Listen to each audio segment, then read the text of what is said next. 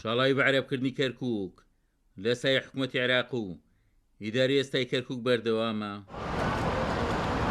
ئەندامانی ئەنجومەنی پارێزگای کەرکووک ئەماژە بە گواستنەوەی فۆرمی خۆراک و دەرێنانی کارتی زانیاری بۆ خێزانانە دەکەن کە لە چوارچێوەی تەعریبێکی نوێ ڕوو لە پارێزگای کەرکووک دەکەن. ئەم مۆزوعێکی زۆر هەڵەگرێ، ینی ئەبێ دقیق قسە لەسەر بکرێ، ئەبێ بە ژمارە و بە ئامار قسەی لەسەر بکرێ. ئەو ئامارانە لای ئێمەیە کە بە شێوەی ڕسمی دێ بۆ ئێمە هەموویمان لەبەردەستایە و بۆ گواستنەوەی فۆرمی خۆراک بەڵێ پتاقەی سەکەن کە پێوترێ کارتی زانیاری. ئەو کارتی زانیارێ لە قایمقامێتەوە ئەکرێ بە تەنسیقی محافظ و قایمقامەکرێ. من هەردووکیانشم لەگەڵیانە قسەم کردووە، بە هەردووکیانشم توما بێ بە کارێک بێ بە یاسا ئەو ئیشە بکرێ نەکەر کەسێ دێ پتاقی سەکەنی بۆکرێ. زیاتر لە 2500 خێزان پتاقی سەکەنی بۆ کراوە بۆ ئەم شار. بەڕاستی گەوتە حاڵەتێکی بێتام بووە، خەڵکەکە بێزار بوو بەدەست کۆمەڵێ کاری ناڕەوەوە کە لایەنێکی تونڕە و کە ئێستا دەسەڵاتدارە ناو پارێزگای کەرکووکە جێبەجێیەکە کە ڕەنگە ئەوە ویستی زۆرینەی لایەکانی کەرکووک نەبوو بەتەبەتی کورد و تورکمان کە لەو مەسەلەی تعریبکردنیە زەرمەند دەبن و ئێستا ئەوەشی کە بەدی ئەکرێ و کە هەستی پێکرێ بە تەواوەتی ئەو بەرنامەیە کە بەعز دای ڕشت بوو بۆ تعریبکردنی پارێزگای کەرکووک.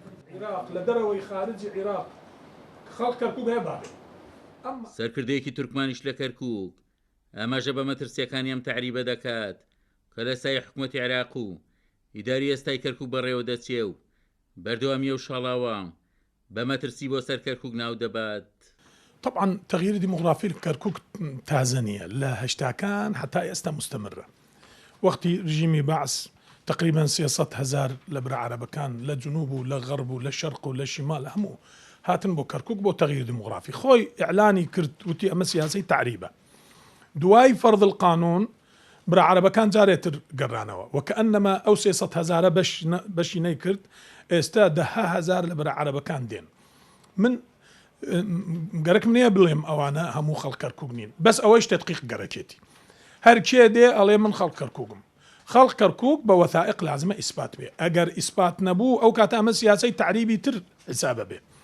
ئەو کاتە لە انتخابات تورکمان الخاسر الوحید تورکمان دەرەچێ لأنه برا کوردەکان عددیان زۆرە ئێستا، برا عربەکانیش 10,000 کەس دێن، ئەوە بەس تورکمان عیناً معدل ماوە، ئەو کاتە ئێمە ئەقلیە ئەبن.